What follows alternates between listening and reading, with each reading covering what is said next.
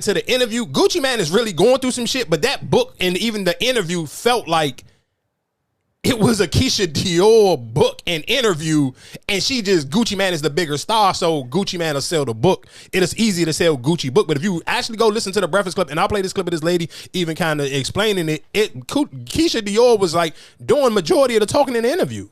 And she was the one sitting here saying, hey, I got to take his phone from him. I'm do this, that, and the third. Like, it did sound like even people on the internet was like, damn, is she his handler or his wife?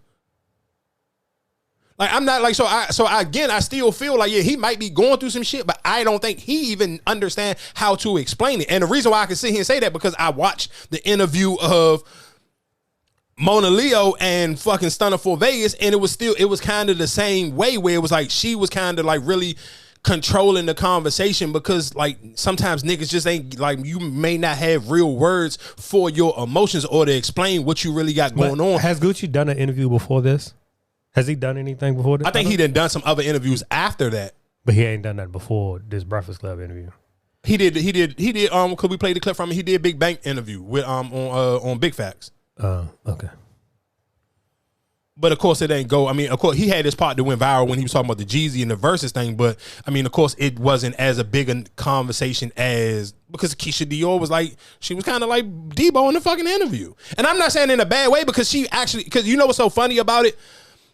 Because even before Charlamagne he just recently had his mental health the thing he be having, the expo he be having. So he even kept saying, he was like, damn, I really want to start talking to people who family members are the ones who have to be in the household and dealing with people who are going through these mental health crises, because nobody really don't never talk about it. Everybody else talk about their mental health, but what about the people who are actually dealing with it? So it was kind of fire that she came up there, because Charlamagne has literally been saying that for like damn near like maybe 2 months now. He been kind of kept saying that, like, even when people, do phone calls and people may call into the station and maybe like, hey, my wife or my kids are going through such and such, and he kept saying that, and I kept remembering when I'm hearing her talk, and he even told her that, like, dog, he was like, it's so crazy because I've been wanting to hear from somebody who is on, like, who's the other person, like Keyshia Ka'oir in the house with Gucci. She is the one who realistically is keeping him from having episodes via social media and crashing out on his junk. But at the same time, it still sounds like, if you listen to the way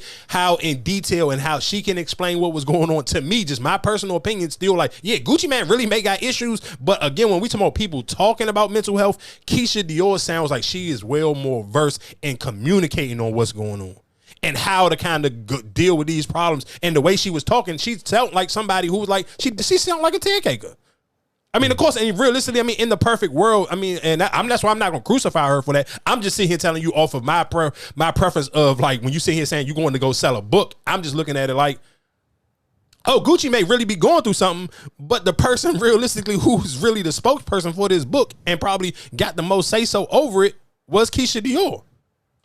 So again, like I said, I'm gonna play this clip of this lady kind of breaking it down, and she played some of the clips from the Breakfast Club interview. But like I said, it was a good interview. Like, it was a lot of things that people probably didn't know about Gucci Mane at all. But I think a lot of people did have their own different takeaways where they kind of felt something. Because I even hit a homegirl, man. I'm like, did you get to listen to the whole jump? And what was your thoughts like on the interview?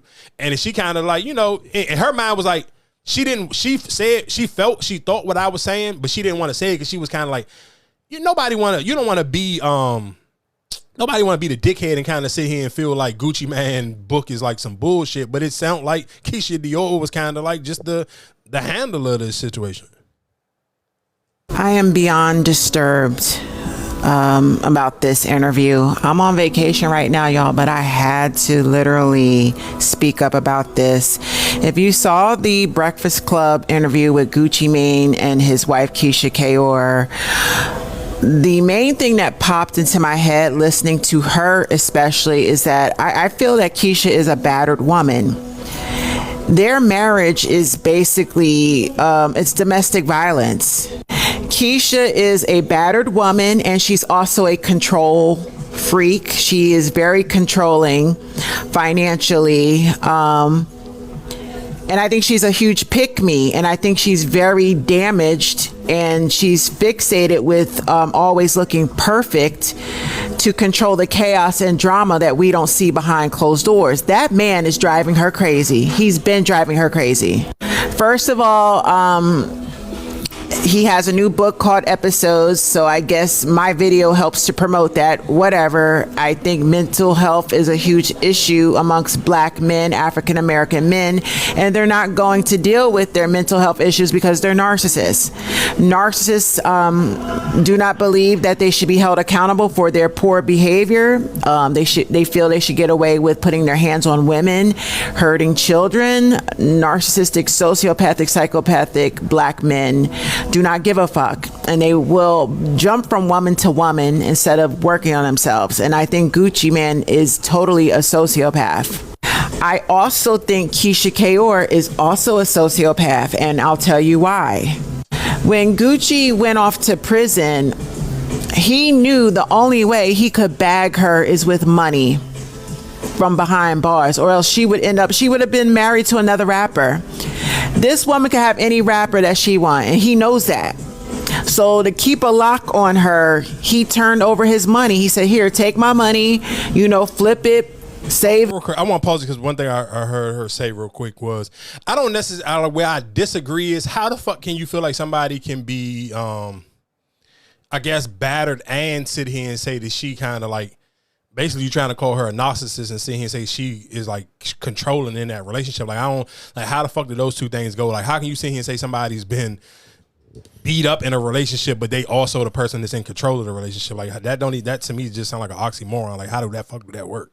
Shit, I think it can. I mean, enough is enough. So now you want your, you know what I'm saying? Like, I'm not going to leave him, but now I want my, you know what I'm saying? Like, you could have treated me bad at the beginning, and then now, like, I grew the courage to, to fight back. But that don't. What did she fight? I don't see how that works. Yeah, that don't make somebody. If a nigga beating a woman's ass, she's not running a relationship. Tina Turner ain't never fucking run their relationship with her and Ike. Is she fought back? If you need me now, like if you're not 100%, you can't run your what's name, and I know it better than anybody else. Niggas been stealing money from you now. All right, now I got the upper hand on you. Yeah, you might have been beating my ass all right, but now all right, you can't run your operation the right way. The niggas stole money from you for years, chains and all that.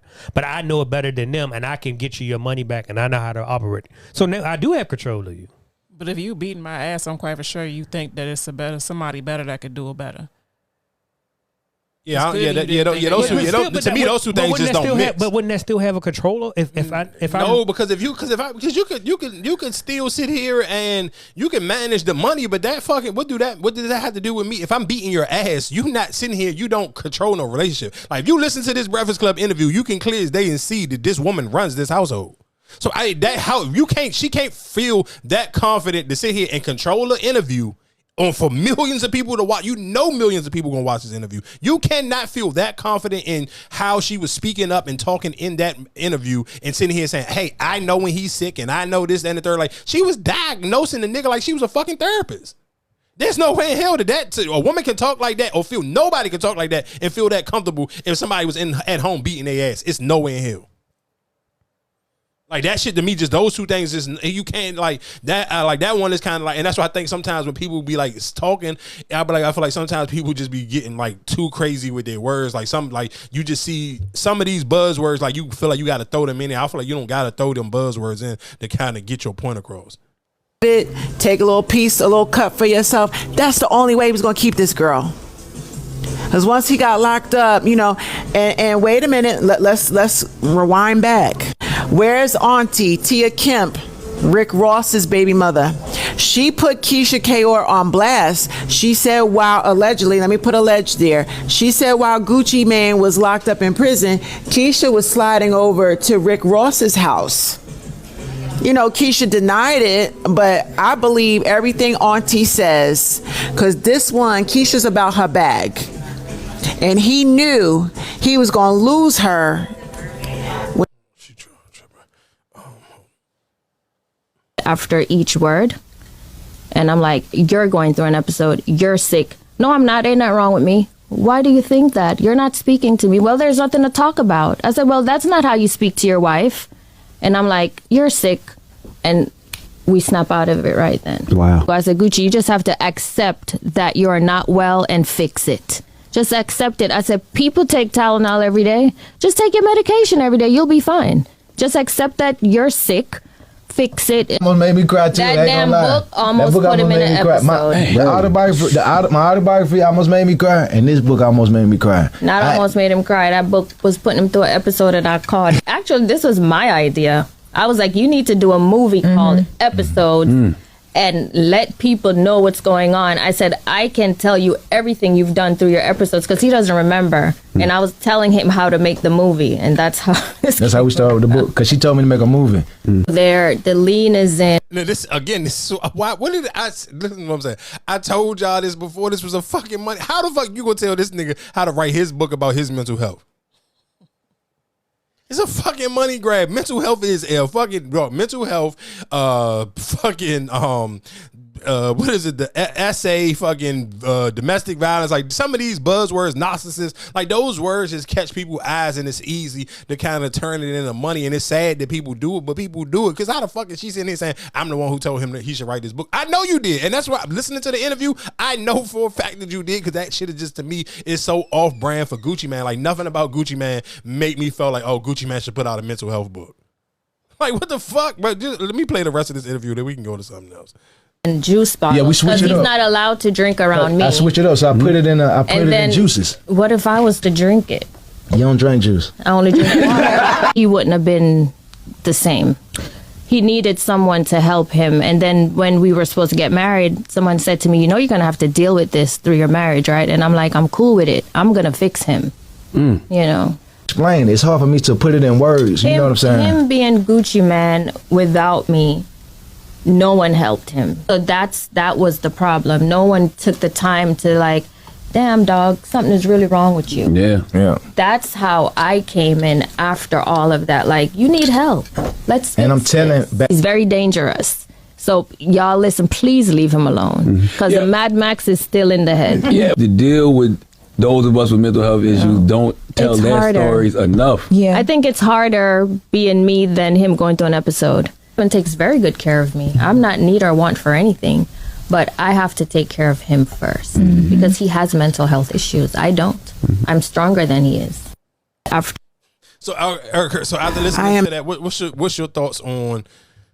It sounds like she be beating his ass. She couldn't get a word in edgewise.